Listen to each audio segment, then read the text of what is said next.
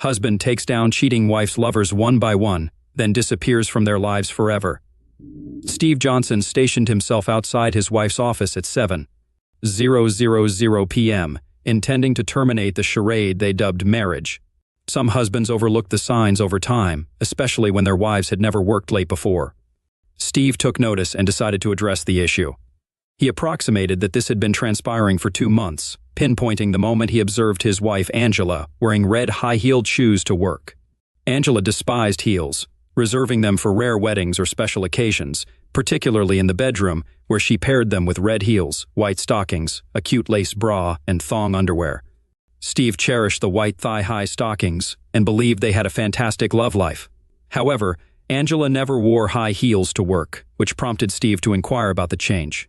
He asked if something was going on, and she explained that she had a meeting with her boss and wanted to look professional. Angela paused briefly and continued walking without turning around. Steve remained silent, contemplating her choice and wondering if it resembled that of a professional yet remained discreet. The revelation unfolded over time. Initially, it was an occasional hour, but later it escalated to 2 or 3 hours several days a week. Steve realized the truth when Angela attended a bachelorette party.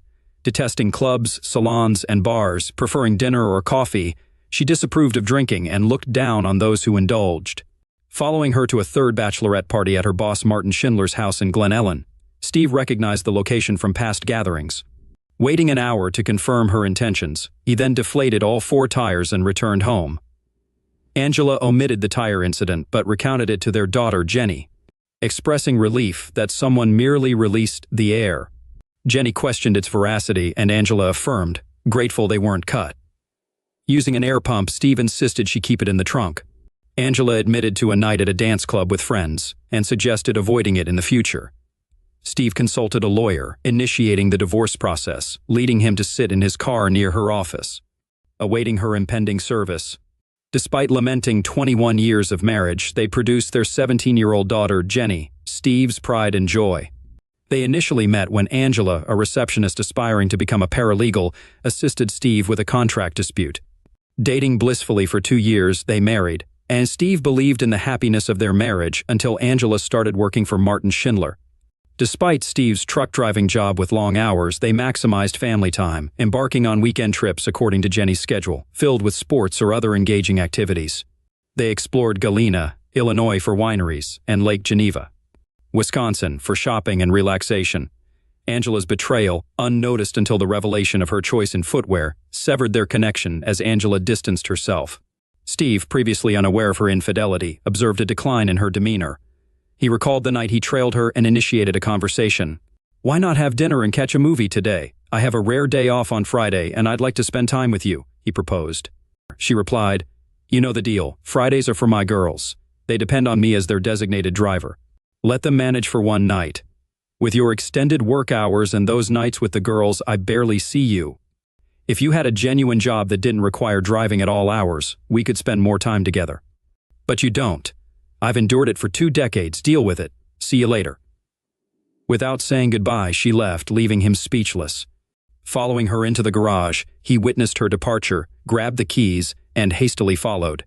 Their area had a single exit, involving a maze of streets to reach the exit of their house. Catching up with her on Main Street, he trailed her to Martin's house. He avoided her for the rest of the weekend, deciding to consult a lawyer on Monday. He wasn't seeking a scorched earth approach.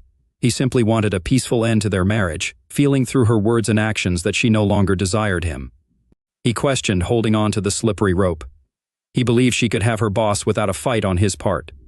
He shared this sentiment with his daughter that Monday, disclosing that she was involved with her boss and expressing his belief that she was cheating on him. His daughter, referring to him as Pumpkin, acknowledged the information, stating that she may not have noticed a difference in the last couple of months, but he did. "No way, Daddy, I don't believe it. I followed her to his house. She claimed she was going out with friends, but that's not true. She went straight to her boss's house. But her tires were damaged at the club. No, honey, I did it right outside her boyfriend's house when I realized she wasn't heading to the club." "It's hard to believe, Dad." "Me too, but it's true." His daughter sat beside him in the car, anticipating the inevitable fireworks. "Are you sure, Dad? No chance?" Jenny asked. "No, Pumpkin. It's over. She broke my trust and tore my heart. I can't tolerate such betrayal, even if she had a reason." There's no justification for a prolonged affair. What if she got drunk, and it happened just once? Maybe if she'd been assaulted, it would be different. No, she chose this path. She betrayed my trust. Trust is crucial. You can never love someone you can't trust. I could never love someone who betrayed me like that. Our marriage fell apart.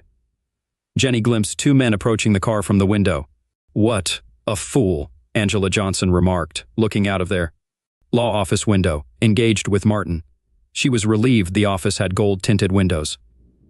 I can't believe it. He thought he'd smack me to it. There was no love there. It was animalistic in every way. It took him 6 months to attract Angela, grooming her to replace his wife, who just finalized their 19-year marriage's divorce. He was fed up with his ex-wife's complaints, weight gain, and lack of desire. Embarrassed to be seen with her, he finally broke free when his twins left for college. Angela, the same age as his wife, exuded greater elegance, possessing the toned physique of a 30-year-old. She radiated astonishing beauty. Martin had already upgraded her wardrobe, envisioning her as an exemplary boss's wife. A knock on the window startled Steve. "Are you Stephen Johnson?" Rolling down the window, he confirmed, "Yes. You've been served. Please read the documents carefully. There is a restraining order requiring you to stay 100 meters away from Angela Johnson, Jennifer Johnson, and your family residence." "What?" "An injunction from Jenny." Jenny grabbed the envelope, reading the divorce headline. She discovered a restraining order and handed it to him. "What the hell?" he shouted. "Oh God, no," Jenny moaned. "Daddy, I swear I didn't know." "What are you talking about?" She handed him the remaining papers. The document outlined several allegations: spousal violence, child misuse, aggravation of a minor. "Jenny, why?" "Dad, I swear I had nothing to do with this. This is a lie or a mistake." "Wait, how did she know I'd be here right now?" "That's because I told her." His daughter's admission shattered his heart. "When you told me she was cheating on you, I confronted her. She told me she only did it because she had an investigator's report stating you cheated on her." "You can't be serious." "Can you? Have you seen the report?" "No." "You believed her and not me. Did you let her set me up?" "Baby, why? I love you so much. Why did you do this to me? I asked you not to say anything." "I swear, Dad, I didn't know about the restraining order. This misuse is nonsense. I swear I didn't say anything like that to anyone," he cried quietly, not paying attention to her pleas. A moment later, he said, "You have to leave now, Jenny. I can't, and don't want to, be within 100 yards of you anymore," he said quietly. "Dad, no," she screamed. "Go, or I might get arrested on top of all this. The sheriff is still here watching me." Reading further, he said, "Oh my God, they also froze all my accounts. Crap, what should I do now?" "Congratulations to you both. You destroyed me. I can't even afford to fight her damn powerful law firm with all these bogus claims. I will forever fight in court. Oh God, no." "I'll fix everything, Daddy," she said, getting out of the car and heading toward the office building. Martin and Angela concluded their activities and sighed contentedly. "It was great, darling," she said. "I just wish I had binoculars so I could see his face." As Martin fastened his belt and Angela smoothed out her dress, Jenny stormed into the office screaming, "You're a witch! Child misuse, aggravation. What is wrong with you?" Jenny screamed. "I should have had the advantage," Angela said. "I should have struck first. Now he cannot enter the house or access our money for some time. Now I have the upper hand over him. He didn't insult me." "I don't know this for sure. You guys are really close," Angela said with a grin. Jenny approached her and asked, "He didn't cheat, did he?" "Of course not. Who needs it?" she said with a laugh. "You're a monster," Jenny said, and punched her mother in the face with all her might. Angela collapsed to the ground in shock and pain. Martin laughed and said, "Nice shot, girl." Jenny froze, then looked around. She saw bookcases, shelves, and a dirty desk. She grimaced in disgust, looked at Martin, and swept everything off the table. Then Jenny looked at him and calmly said, "You better never cross paths with me again, idiot. I can and will hurt you." And she left. "Jenny, wait." "Damn it!" Angela screamed. Martin said, "That little brat will pay for this." On her way out, she passed a man with an envelope in his hand who asked her, "Are you Angela Johnson?" "There," she said, and rushed away. Both Angela and Martin laughed at the fact that she was served with Steve's divorce petition. Jenny desperately tried to talk to her father out of fear. He knew he couldn't talk to her, so he didn't answer and cried every time he saw her call. He was afraid that Angela would find out and send the police after him for violating the restraining order. Angela had already alienated him from all their friends, and only his parents and brother believed in his innocence. His sister-in-law kept him away from his niece and nephew, just in case it was true. This almost shattered her brother's marriage with George before Jenny compelled her to reveal the truth. He couldn't fathom what he'd done to merit such animosity from Angela and the betrayal of his daughter. Even without knowledge of the misuse charge, she informed her mother that he was aware of her affair and the impending service. She falsely claimed she intended to stand by him during Angela's service but stayed silent, knowing he would be served. Jenny sought assistance for her dad. Discovering her mother's divorce paper showed the lawyer worked in her mother's office, making it impossible to approach him. She reached out to Grandpa George, hoping for help. "What do you need, young lady?" inquired her grandfather. "We have to help Dad. I don't know who to turn to. I can't believe what you did to your father, Jenny." "What were you thinking, helping your mother?" "Grandfather, it's all a lie. I didn't do anything. It's all my mom and her lawyer guy." "Watch your tongue, girl." "I'm sorry, Grandpa. I swear I didn't blame him for any of this. I had no idea confronting her would lead to that explosion. Fine, I'll see what I can do." "Grandfather, is he there? Can I talk to him?" "He can't have any contact until this order is lifted. Every call makes him cry, fearing your mother will find out and involve the police. His lawyer set a court date for the hearing, but nothing can be done until then."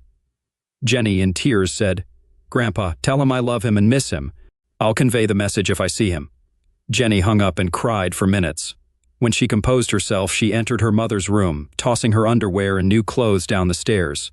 Carrying a heap of clothes outside, she threw them in the front yard. Some outfits still had tags. "Screw you, Mom," she said, and fetched lighter fluid from the barn. Pouring it on her clothes, she lit them with matches, realizing her mother would return soon. Jenny sat in a lawn chair, roasting marshmallows over the burning clothes.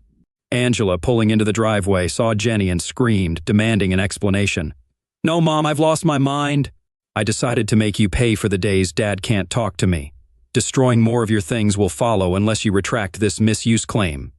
If you touch me, I'll report your misuse, and also let everyone know your boyfriend asked me to show my underwear. Don't worry, Mom. Things will turn into smoke until I talk to him." "Damn it!" Angela exclaimed as she entered the house. She dialed Steve, but as expected, he ignored the call and deleted the message unheard. Shortly afterward, a fire truck and police car arrived in response to a neighbor's fire report. A policeman and a firefighter approached Jenny. "What's happening here, young lady?" inquired the officer. "My mom wanted to discard clothes she'd outgrown and told me to burn them at the stake," Jenny explained. "Apparently you can't have a fire in the front yard." "Is your mother home?" he asked. "Yes, sir." "I'll use a hose to put it out if you want," a fireman offered. "Did you use anything to light it, or did you just set the clothes on fire?" "A whole can of lighter fluid," she proudly admitted. "We don't have water, but we've got some sand." "I'll fetch it," the fireman said. While he dealt with the fire, the policeman rang the doorbell. Angela, prepared to confront her daughter, realized it was the police. "We'll handle the fire, it's not a big deal, officer," Angela said before he could speak. "Ma'am, did you know it's against city ordinance to have an uncontrolled fire in your yard?" "No, I didn't," she retorted through clenched teeth. "Here's your fine, just pay it. No court appearance is required. Next time, ma'am, consider donating unwanted clothes to Goodwill. Less fortunate people could use them." She closed the door. Angela's lawyer attended a restraining order hearing the following Monday, choosing not to renew it, aware it was falsely obtained. It served its purpose, buying time and tarnishing Steve's reputation. Steve's lawyer sought charges against Angela for perjury.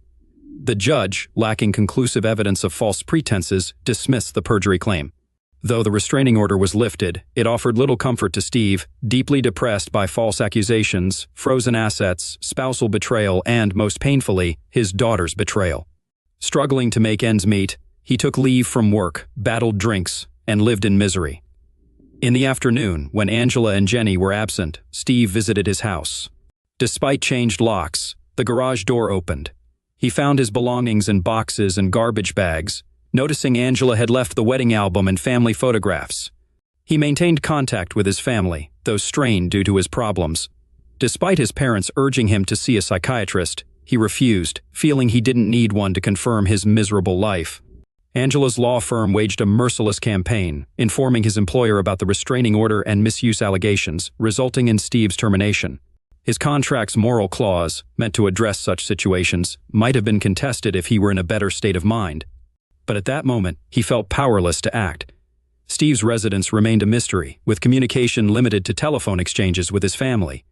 The sole glimpse of him occurred during mandatory court appearances for his divorce, where he interacted solely with his lawyer and the judge. Jenny attempted to engage him during such instances, and each time, he passed by without acknowledgement, resembling the walking dead in her eyes. Angela reveled in the unfolding events, harboring resentment toward Steve long before Martin influenced her. Throughout her manipulative endeavors, her sentiments evolved into near hatred. After prolonged legal battles, the divorce course concluded. Steve reclaimed his share of assets, successfully sold the house with his lawyer's assistance, and retained ownership of his truck. However, false rumors circulating about child misuse hindered his job search in town, despite lacking any accusations. Opting for a fresh start, Steve moved to Chicago, securing employment as a truck driver. Loading his belongings into the pickup, he bid farewell to his parents. When Jenny arrived, "Dad, I'm so sorry, none of this should have happened," she expressed, running up to hug him. He cried without reciprocating. "You chose your mother without evidence, and the dominoes fell. I had to file first to catch her off guard. Now you understand why." "Daddy, I didn't know, I'm sorry. I'm leaving now. This false accusation of child aggravation just won't go away. Once you're accused of something like that, it's a stink you just can't wash off. Someday, your mother and her lover will pay for this. Goodbye, Jennifer. I loved you more than my own life." As her grandmother hugged Jenny, he seized the opportunity to get into the truck and drive away. "Angela, will you marry me?" Martin proposed on the day the divorce finalized. "Yes, Martin, oh yes," she cried and hugged him, causing a scene in the restaurant. "Let's go to your house and celebrate," she suggested after settling the bill. Eager to move in and remodel Martin's big house, Angela planned to discard the tacky furniture and curtains chosen by his ex-wife. Their first purchase would be a new bedroom set. As they left, Martin laughed at the sight of his ex-wife, Carol, having dinner with her parents. Carol, disgusted with him and his latest mistress, spat at him as they passed by, but he paid no attention. Steve entered the truck warehouse and spotted his colleague Lou at the doorway. "Steve, what's up, dude? You look like someone spoiled your oatmeal. Divorce is finalized today. Ah, well, after what that woman did to you, you deserve to have some fun today. It's not her, it's my daughter. She took her side and I just can't handle it. She calls and emails me, but I can't bring myself to talk to her. Maybe I should see a psychiatrist." "Perhaps you should let off some steam," a voice chimed in from behind them. "Hello, Marianne, that's not a bad idea," Lou added. "Ha, who needs my dried-out old self?" Steve remarked.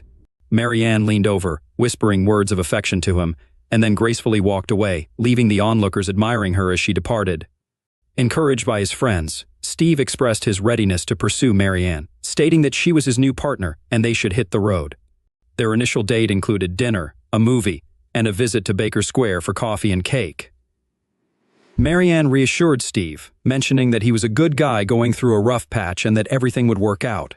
Reflecting on his past, Steve shared with Marianne that for a long time, he couldn't fathom what he did wrong and couldn't understand his ex-wife's aggression during the divorce. He expressed that she was terrible, but it was all over now. Holding her hand, he advised her to look forward, not behind, and promised to make it worth her while. With a smile, he squeezed her hand and suggested they go, while Marianne pulled him in for a kiss upon their exit. She then proposed if he wanted to see her bedroom. Steve regretfully replied that he wished he could. However, Marianne, undeterred, took his hand, leading him to her bedroom. Bathed in the soothing bluish tint of moonlight, they kissed and undressed slowly, intending to savor every moment. Marianne eventually lay on the bed, and Steve knelt on the floor, expressing his perspective. He remarked that her loss was his gain, and he intended to take advantage of it. He kissed her, mentioning that he was available any time. A week or so later, a man dressed in black approached the back door of a posh house in town. Expecting to break in, he smiled when he found it unlocked. Stealthily navigating through the house, he reached the room he sought. The room was well equipped, thanks to a Facebook photo of his target sitting at his desk. The arrogant man had it as his screensaver. The closet was behind and to the right of the desk, with the room dimly lit by a desk lamp. Though the closet door was closed, he could still see the room well. Opening the door behind the counter, he waited. The only concern was the target approaching the closet before sitting down. It might complicate things, but he remained confident the job would be done with a perfect alibi ensuring his safety. Martin Schindler entered his home office, glancing at the computer monitor angled on his desk. With his back turned to the cabinet, the uninvited guest cautiously opened the closet door and stealthily slipped away. Upon hearing the noise, Martin looked up and discovered a weapon pressed to his head, followed by the pulling of the trigger. Subsequently, the pistol was placed in his hand, and a note was left on the table that simply stated, price paid in full. The shooter swiftly exited the door after leaving the note. Upon returning home from the store, Angela entered Martin's office to share the new bedding she had purchased. She screamed at the sight of his lifeless body in the chair and immediately retrieved her cell phone to call emergency. While observing the weapon in his hand with a note on the table, she refrained from touching it. Reading the message, she received a shocking revelation. "No, Steve, no."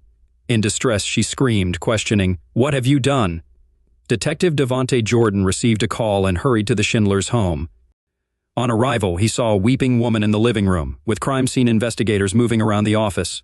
While scanning the scene, he noticed a new set of golf clubs in the corner and commented, "Good clubs indeed."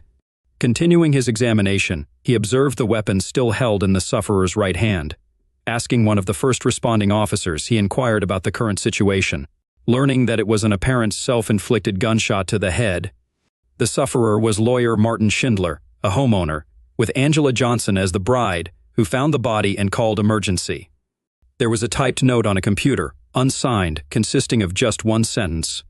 Detective Jordan handed a plastic bag with the note, frowned, and questioned Angela about its meaning.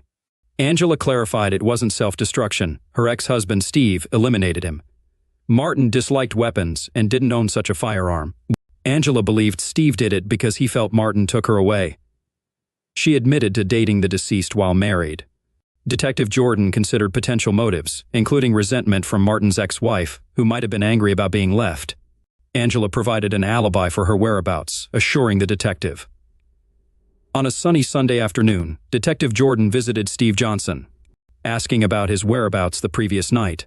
Steve explained he was driving a rig through Rockford, arriving at the station at 9:30 p.m. Detective Jordan informed him of Martin's apparent self-destruction, hinting at inconsistencies.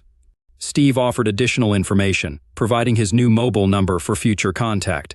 As Detective Jordan left, he contemplated the oddities surrounding the self-destruction, such as a left-handed person shooting himself with his right hand, typing the note, and the scarcity of gunpowder marks on his hand. These anomalies troubled him as he prepared for further investigations across Chicago. After the detective departed, Steve took a seat at his kitchen table when Lou asked him what all of it meant. Steve chuckled, remarking that he couldn't believe his ex-fiancée had committed self-destruction. Lou expressed his hope that his alibi checked out. They laughed and clinked beer bottles in a toast. Angela, seated in the front row at the funeral, mourned the man who effortlessly took her from her wonderful husband. Tears flowed for the man who persuaded her to participate in a nuclear attack and execute a good man for change. She was deeply in love with her truck driver husband until she transferred to work for Martin. He targeted her immediately, wearing her down with snide comments about truck drivers and flippant remarks about him during trips. It was too easy for Martin. He planted a seed she had neglected due to Steve's long days and sometimes nights on the road, and it grew.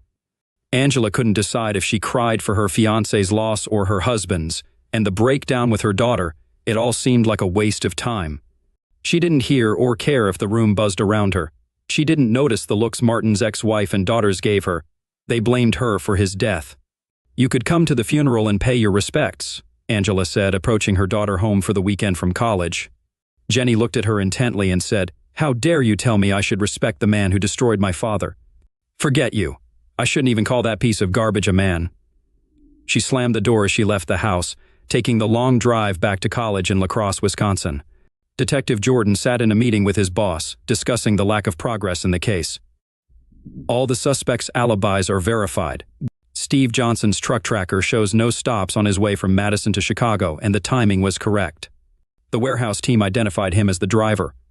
Angela Johnson's receipts and surveillance place her at Macy's, Victoria's Secret, and Starbucks, as the medical examiner window showed at the time of death. Schindler's ex-wife and daughters had dinner with her parents, brother, and sister-in-law in honor of her birthday, said Jordan. "Was it your ex's birthday?" the commander asked him. "No, they were just celebrating it. Heck, I even checked on Johnson's daughter, and she was at college over 3 hours away in Wisconsin." "Is there a chance it was self-destruction?" the commander asked him. "It's possible, it just seems to me that it's not true." "Well, with no suspects, no motive, and no concrete evidence that it was even a murder, let's close it as a self-destruction." Jordan nodded and left the room, upset. 6 months later, Angela invited Jason Davis to dinner. It was their third date, and Angela got him into bed. After a passionate night, Jason went home. He opened a bottle of beer before going to bed and sat down to check his email. As he sat at the kitchen table, A gun was pointed at his head and fired. They put a gun in his hand and left a note. "The price has been paid in full." Detective Jordan walked through the apartment and into the kitchen. Before he could speak, he was handed a self-destruction note. "Well, damn, it looks like I was right about something else. Now I just need to find out who the hell did this," he told the officer. "Any fingerprints, Mark?" he inquired of the technician. "Yes, but if I had to guess right now, I would say they are the victims."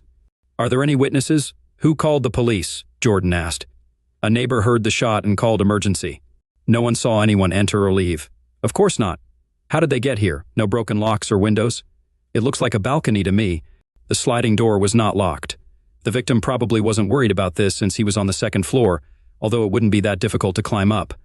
"I would say that anyone of fairly average height could jump, reach the bottom, and pull themselves up." "Average height for a man or a woman?" "Average man, tall woman." "Where is this guy's phone number?" Jordan asked.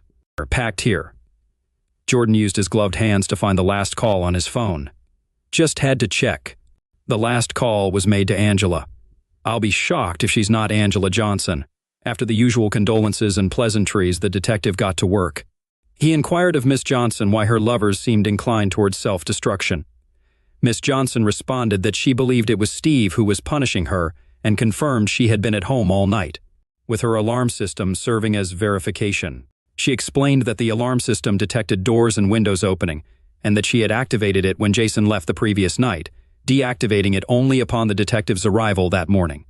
She affirmed that the system had remained on throughout the night. When asked about her theory implicating her husband in the apparent self-destructions, she maintained her belief, stating she couldn't imagine anyone else being responsible. The detective queried about her last communication with her husband before the divorce, any signs of him following or contacting her, to which she responded negatively. She remained convinced it must be him, despite lacking evidence. After concluding his questioning, the detective asked about her height out of curiosity, and offered condolences once again before leaving, requesting her to remain nearby for further inquiries. "Is it the same note?" the chief asked when Jordan returned to the police station.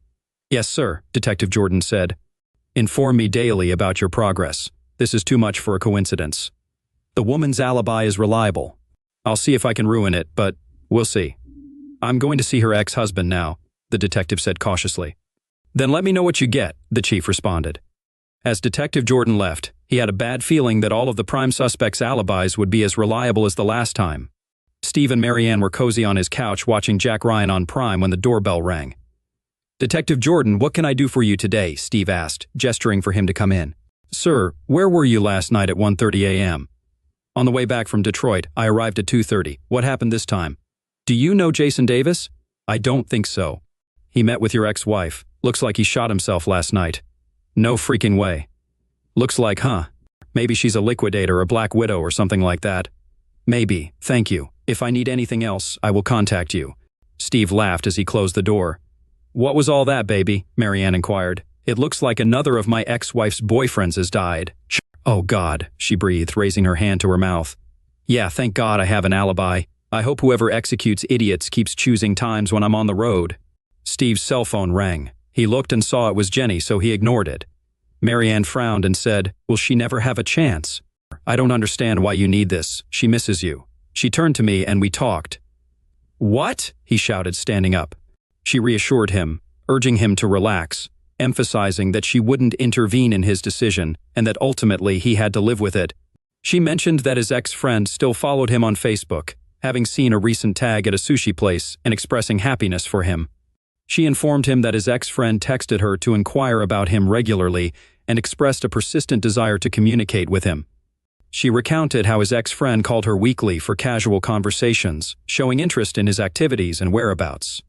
She described how his ex-friend admired her control over his schedule and appreciated the assurance that he would always be home when needed. She reminisced about their discussions regarding his travels and experiences on the road since childhood, including early morning returns and shared breakfasts filled with tales of his trips. He sighed, recalling these memories fondly. "Marianne, I love you, but please stay away from this." She hugged him and said, "I'm not involved in this. I will never drag you into anything. Everything depends on you." I told her straight out that I wouldn't put you two together. He nodded, hugged her tightly, and stopped the show. "I just don't have anything that could put her at the crime scene, Chief. In fact, there is no evidence that anyone was at the crime scene. No forced entry, no fingerprints or toe marks, and no discrepancies in spatter patterns. "If it weren't for the identical notes, I would have closed them both as self-destruction," Jordan informed his boss. "About the ex's alibi?" the commander inquired. "It's tightly secured," Jordan responded, likening it to a nuclear reactor. Later, they discussed Schindler's ex-wife's whereabouts, noting she was seen on CCTV at a club with her new partner while her children were at school. 2 years afterward, Angela shifted her dating habits, deciding to avoid dating men repeatedly after incidents of self-destruction. However, she continued engaging in casual encounters but reconsidered after contracting an STD. Wanting to settle down, she began dating Lance Forrest. After a month, their relationship became public, though some considered her approach careless. Unfortunately, Lance was fatally shot while watching a ball game at home. The weapon was discovered in his hand along with the same note as before. He answered his cell phone and was greeted by Detective Stan Anson from Schaumburg. Anson asked if there were any unsolved cases that might be connected to his. Jordan confirmed there was one related to fully paid self-destructions. Anson mentioned he had such a case, which surprised Jordan. Anson asked about any connections to Angela Johnson, who was revealed to be the deceased's girlfriend. Jordan inquired about Angela's ex-husband's alibi, which Anson confirmed was solid as he was passing through Madison at the time. Anson stated Angela was alone at home, her security system providing an alibi last time. This time, Angela had ordered Chinese food delivered within 30 minutes. The shooting occurred during this time frame, according to a neighbor's emergency call. Despite the proximity of Angela's house to the deceased's apartment, they couldn't see how she could have committed the crime within that window. Jordan agreed with the assessment. They decided to meet the next day to compare files. However, despite their efforts, all alibis remained unbroken, and no new suspect emerged, leaving the cases unsolved. Steve and Marianne sat in the Great Hall, watching Jenny as she walked across the stage to receive her bachelor's degree. Steve beamed with pride and had to wipe away the tear that threatened to roll down his cheek. Marianne tightly squeezed his hand and kissed it. After the ceremony, as they headed to their car, Marianne expressed her desire for him to call someone he loved very much. He declined, explaining that the person had chosen to side with her mother rather than him, and only regretted it later when she felt guilty about her mother's actions toward him. He felt betrayed by her lack of support and emphasized the repercussions it had on his life. Marianne acknowledged his feelings. He reiterated that the person had made their choice, and they all had to accept it. Marianne frowned at his resolve, holding his hand, and questioned if he had been as stubborn before the divorce. He admitted he had not been anywhere near as stubborn. 5 years later, Angela and Jenny sat in the front row of the funeral home's memorial room. It was a large turnout for Steve Johnson's wake and funeral procession. Steve died of pancreatic cancer 4 weeks after he walked Jenny down the aisle at her wedding. He had a few new friends and colleagues who appeared, but he did not regain a large network of friends after the divorce. Most of his old friends, neighbors, and colleagues came to pay their respects to a good man they knew and had lost touch with over the years. His girlfriend, Marianne, was there. They never got married. She tried very hard not to spit on Angela for the pain she caused her man. His best friend, Lou Dierko, regaled Jenny with stories about the last years of her father's life. He filled her heart with stories she would never have known. Marianne was the one who ultimately persuaded him to heed Jenny's words and reconcile when he received a terminal diagnosis. For years, he had discarded letters, deleted emails, and ignored calls from Jenny. The reunion was impeccably timed. Knowing these were his final months, Jenny rescheduled her wedding day, incurring substantial costs due to increased fees for urgent arrangements, to fulfill her deepest wish, her father giving her away. Their tearful reunion and walk down the aisle granted Steve one last peace of mind before succumbing to his final battle. His last words expressed gratitude to Marianne for reuniting him with Jenny, and an apology for never marrying her. She understood and never pressured him into marriage. They were already content. Marianne conveyed to Jenny how he always missed her and regretted not contacting her years ago. When her mother inquired, Jenny shared moments of their reconciliation, stating, "He attended my graduation discreetly in the back rows. Marianne was with him. He followed my career, proud of my achievements as a detective in Streamwood. Clippings from the Herald adorned his walls. He cherished your accomplishments, calling you a crime scene expert." Marianne confirmed. "He said it was because of all that stuff when you were little. You all watched Columbo and criminologist shows together. He hoped you would make it to Chicago or some other big city and have more important things to do." Jenny smiled through most of the wake, listening to stories about her father's life post-divorce. She was pleased to finally meet Marianne, with whom she still spoke from time to time. His new life seemed as good as it could be, and he died a contented man. After the funeral, she said her last prayer, thanking God that he had finally found peace. Angela attempted to reconnect with Jenny during the wake and funeral, but ruined everything at the after-service lunch with an ill-timed comment. Alone after everyone left, Angela remarked, "Jenny, I finally found peace." Shocked, Jenny responded, "What are you talking about, Mom? I've avoided relationships for years, fearing Dad would damage them. He was acquitted by the police." Enraged, Jenny declared, "You worthless cow. Now you're happy he's gone so you can have fun? I had hoped you'd changed, but now I hope you rot in hell." Angela winced, attempting to explain, but Jenny cut her off, saying, "The next time I see you, Mom, is when we get your fat back in the ground." Despite Angela's pleas, Jenny concluded, "Goodbye, Mom. Good luck in your new bed life." This marked the final exchange between mother and daughter. 10 months later, Angela and her boyfriend, Charlie Harlan, had dinner at an upscale steakhouse. Charlie expressed his appreciation for the wonderful 8 months they had spent together. Angela squeezed his hand and reciprocated his sentiments, expressing her initial uncertainty about finding love again, but feeling fortunate to have found each other. Charlie then confessed his love for Angela and proposed marriage. Angela took a deep, deep breath and accepted his proposal. At that moment, she thought to herself that Steve was dead, and she had nothing to worry about. A week later, Charlie sat on his back porch contemplating his impending wedding and Angela moving in with him. He drew deeply from his Cuban Monte Cristo No. 2 cigar and exhaled the smoke as he sighed contentedly. A weapon was pressed to his temple, and the trigger was pulled. A pistol was put in his hand, a cigar was set in an ashtray, and a note was left under a heavy ashtray on the table. "The price has been paid in full." Angela ended the call with Detective Jordan, her face wet with tears after the emotional conversation. She went to the bathroom, grabbed a bottle of sleeping pills. Though she didn't need them for a while, she always kept them handy. Walked to her mailbox, placed an envelope in it, and raised the flag for outgoing mail. Lying on the bed, she reflected on her wedding to Steve, the beautiful day it had been, her pride in Jenny's career, family vacations, and park trips. She regretted ever meeting Martin Schindler and ruining her own life. Finally, she prayed to see Steve soon.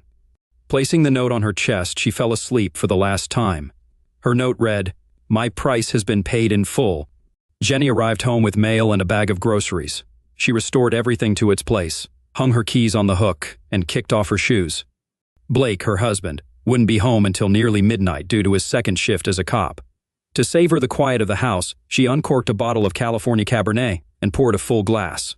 After a sip, she approached the stack of mail and noticed a letter. Shocked, she screamed upon reading the sender's name, Angela Johnson. Tearing it open, she read her mother's final message, realizing the true meaning behind her mother's self-destruction. "Wow, Mom. Wow," she uttered to the empty house. She dialed Jordan on her mobile phone. "Detective Jordan, it's Jenny Stanger, daughter of Steve and Angela Johnson. Hello, young lady. Sorry to hear about your mother's self-destruction." "Thank you. At least you don't have to investigate." "Yes, what can I do for you, Jenny?" "I got a letter from my mother, a confession." "What?" he shouted into the phone. "A confession of all the self-destructions that were actually slaughters. Clearly she was crazy." "I can't believe this."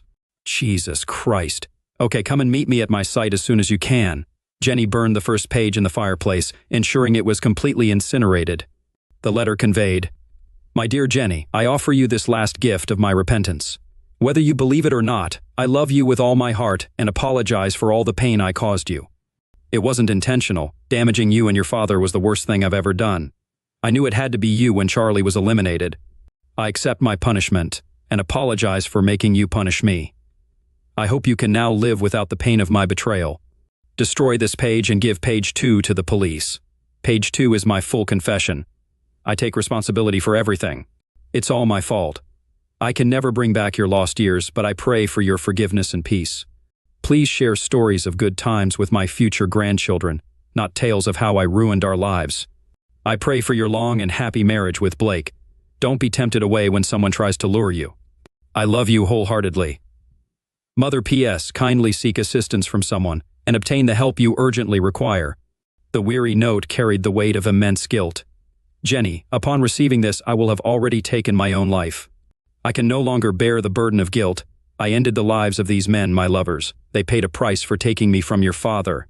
I always belonged to him. Perhaps now I can reunite with him. May the Lord forgive me. My love for you is eternal. I apologize for ruining our life before Martin. We once had an ideal family. Mother Jenny approached Detective Jordan's desk and exchanged greetings before settling into the chair he offered. As Detective Jordan read the letter, he expressed his regret to Jenny for suspecting her. Jenny agreed, expressing disbelief at her mother's actions and speculating that her mother might have lost her sanity years ago. She couldn't comprehend her mother's motive for dating men just to kill them, and found it difficult to understand. Jenny noted that it somewhat made sense that her mother was responsible for some murders considering her whereabouts couldn't be confirmed at the crime scenes and the lack of substantial evidence. She mentioned that she had always thought it could have been her father or Schindler's ex-wife. But their alibis couldn't be disproved either. Jenny expressed real belief that it was all over, the murders, her mother's pain, and her own suffering, and bid farewell to Detective Jordan. Exiting the police station, Jenny wore a wide smile and shook her head. She paused, opened the car door, gazed at the sky, and expressed, "Thank you, Mom."